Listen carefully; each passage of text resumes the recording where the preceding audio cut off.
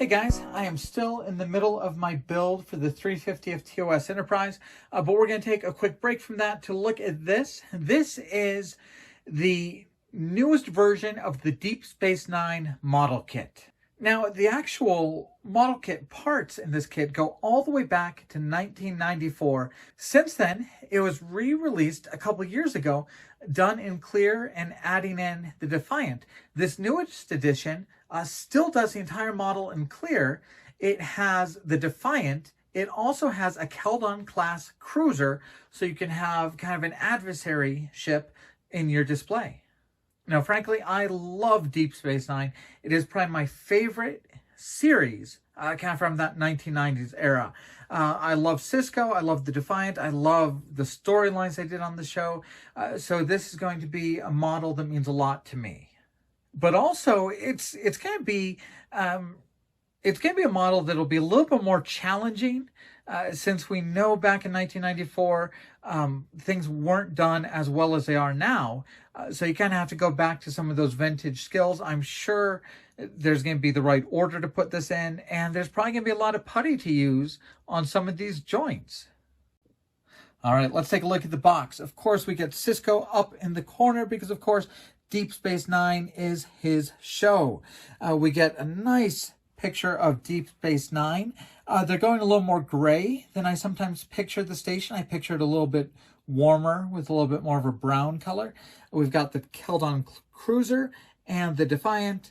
And of course, we've got that note that this is done in clear plastic for custom lighting. On the outside of the box, we get a couple pictures of the decals. The model is 12.5 inches by 16 inches wide. A couple other pictures. Now here's where the kit gets a little weird. Our quotes from Thomas Riker. I guess we had quotes from Cisco on the Runabout and on the Defiant kit. We got Thomas Riker quotes, so that's a little bit odd. But the episode where Thomas Riker was in, the Keldon cruiser is a big part of that plot, so I guess that's okay. A little bit about the Keldon cruiser. It's going to be 5 3/4 long. The Defiant will be 2 3/4. Another good picture of the ship. And we get a full color paint and decal guide. That'll be around the outside of the box. And we have 82 parts. All right, before we start looking at this, let's familiarize ourselves with Deep Space Nine, because sometimes it's a little hard to understand what you're looking at or what I'm talking about on some of this. So the first thing to look at is this is ops. Kind of the bridge of the ship is inside this tiny little section here. These big windows that are kind of oblong, tall ovals, that is the second story of the Promenade. So if you ever see any scenes on the Promenade where they go up to the second story, or where you see like Jake Sisko looking off into space at the very end of the show, those are these big windows. So the Promenade is kind of right in this section. So once again, this is kind of ops. So this is 1 or 2 decks up here in the top. This is the Promenade. So this is probably 2 stories tall, and the Promenade is underneath it. In the show, if they talk about the habitat ring, this is the habitat ring. It's where all of the crew quarters are. And then going further out on Deep Space Nine, this is the docking ring. So kind of all station business is done here. You live here. All the ships dock over here. These are docking pylons going up, and the ships can dock at the tips of those. And then this section right here, that is kind of the ore processing plant, since this was originally a mining platform. So this is where the mining would happen. This is where it would be processed underneath the main part of this. Then we have docking bays all the way across. We also should have docking platforms for runabouts. And so as we look through those parts, that's kind of Deep Space Nine. Okay, so the outermost ring, the docking ring, is done in 6 parts. So this is the bottom half of that ring. It's done in 3 identical pieces that just kind of get laid down on the bottom. And then each of these is going to have a top section that goes on top of it. Now here's where things get a little bit fun. When they redid this kit, it looks like they've added the Defiant sprues to the top of the docking ring parts. That must just have been where they had room on the mold. So there's our Defiant pieces. Very nicely done. You get a top half, a bottom half. You get some of the parts to fill in the edges. And because this model uses 3 identical sections, you get 3 identical Defiants in the kit. I don't know if the last time they released this, it came with 3 Defiants, but my kit definitely does. That's kind of fun. I'm a little excited about that. It'll be nice to have an extra Defiant or 2 laying around. But that gives you also a couple of opportunities for how you do your display. All right, so roughly, that's our 16.5-inch outside ring. Next, we have our Promenade and our Habitat ring that's going to go in the middle. That, of course, has a top half and a bottom half. Now, of course, on the top and the bottom of all these docking rings, you need a docking pylon. So the docking pylons are done in 2 outer halves. They'll fit together like that.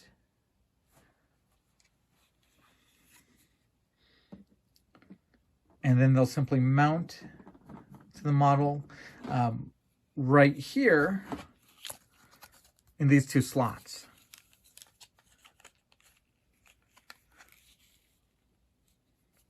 So you can see the 2 tabs that are there.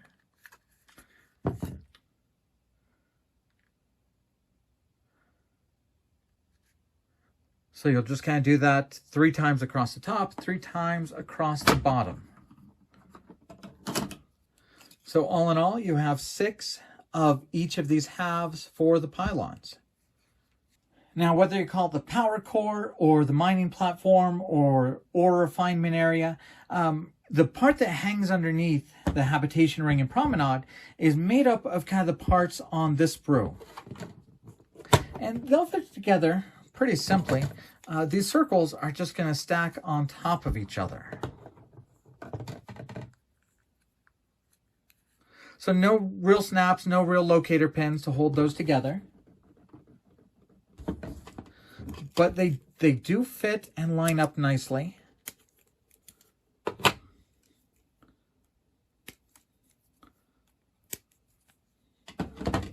And kind of the fun part is this part is now cast in a beautiful red. So that's the very bottom of the power core. And when you glue everything together, it'll look a bit like this underneath it. Now the other small parts on the sprue, this triangular piece, these 2 kind of sprockety looking pieces, and this part here, those all go together to make the operations tower. That might be a little bit easier to see just by looking at the instructions. You also get 6 parts like this. They fit together, and these provide some of the smaller docking areas on the habitation deck. So those fit on like this. Now there's a conversation that always comes up whenever anybody talks about this model, and that is, what scale is this model? And looking at the box this time, I don't see that they labeled it with a specific scale at all, and that's fine. You know, there's no way for a model company to really give Deep Space Nine a scale because the people making the show never gave it a good scale. There's a couple things you want to try and do with this model, and if you want to display it with a ship, you want to display it with a Defiant. This is a 1/2500th scale Defiant, and that really matches pretty darn well with how you saw the Defiant docked and in scale with the station. So a 2500 scale Defiant is absolutely the right choice for a size for the Defiant for this model kit. So on that regard, you could call this a 2500th scale Deep Space Nine. Of course, the problem is the producers were never consistent in their shots. Of course, in the early seasons, you had a Galaxy class ship docking at Deep Space Nine. And if we take our 2500 scale Galaxy class ship and dock it, it would look a bit like that. And as you can see, that is a lot bigger than the Galaxy class that they showed in the opening titles. So to have a Galaxy class ship on this model that would match the way you saw a Galaxy class ship portrayed, you would probably need something around 3300, 3500s, maybe even smaller. I know a lot of people end up going to like some of those tabletop gaming pieces to make good displays for this Deep Space Nine model. So if you're trying to gauge based upon the Galaxy class ship, this would be more 1/3500th scale.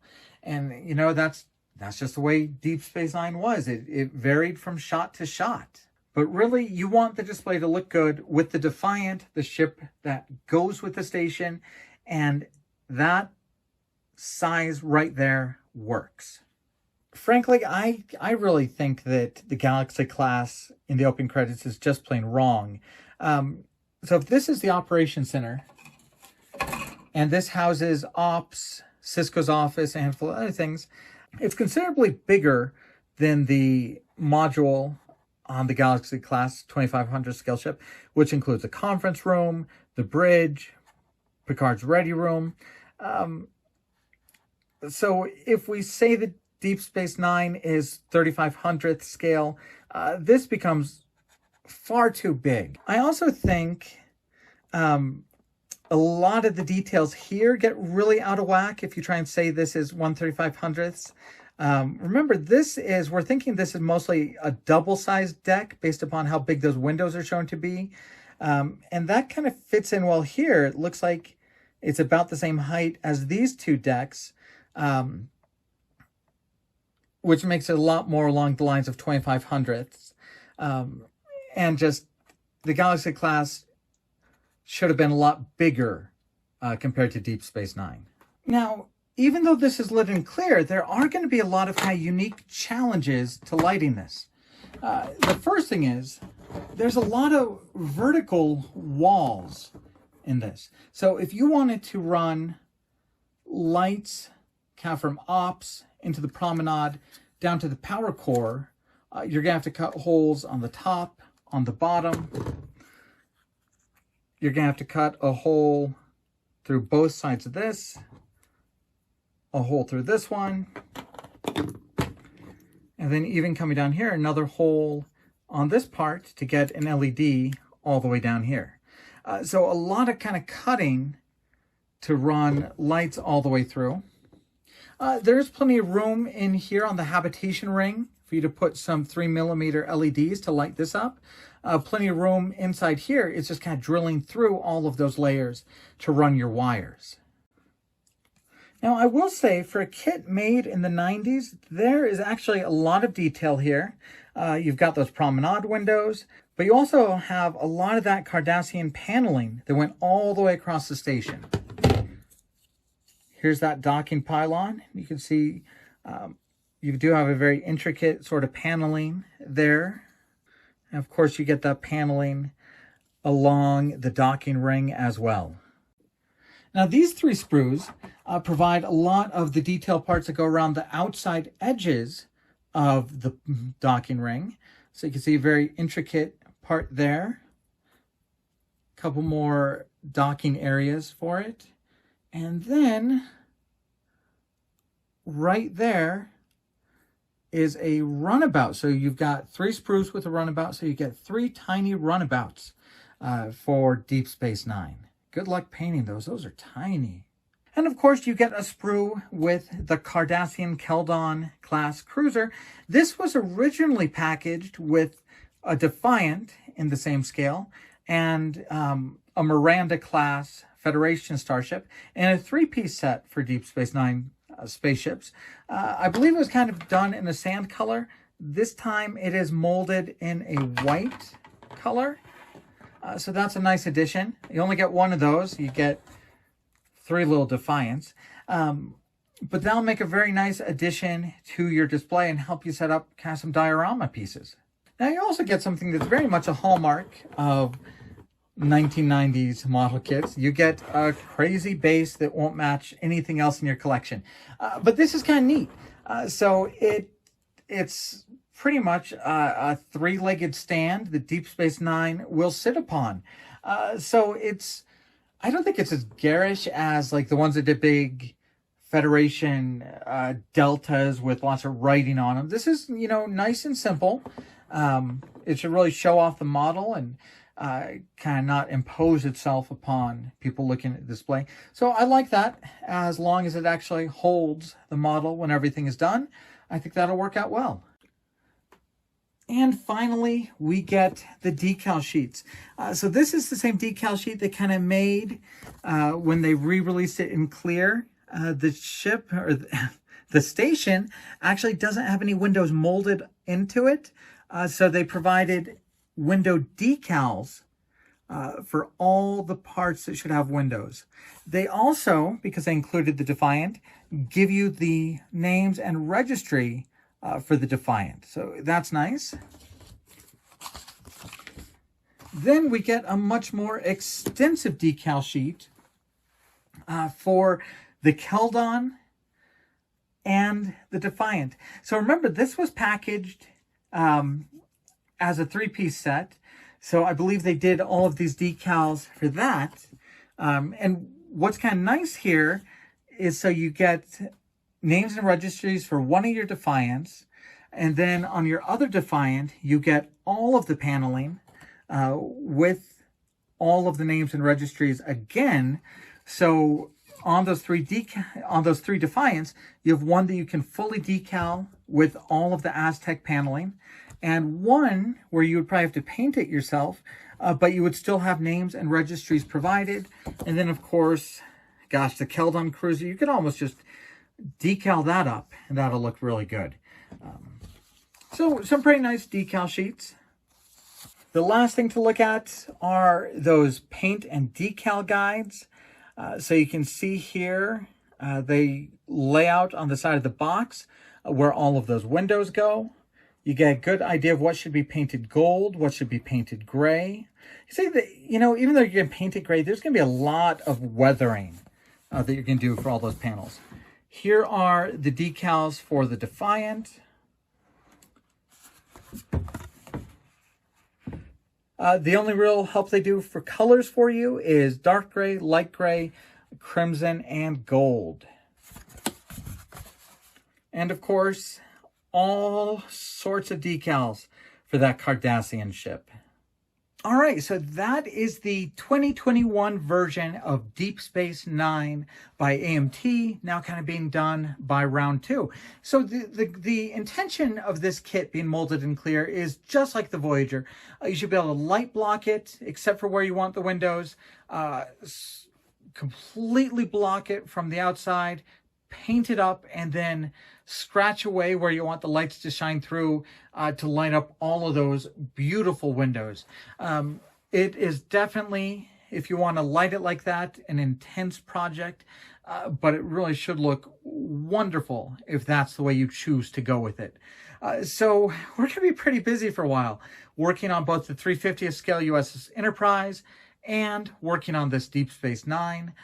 So stay tuned to the channel. We'll have quite a few build videos coming up in the next few weeks.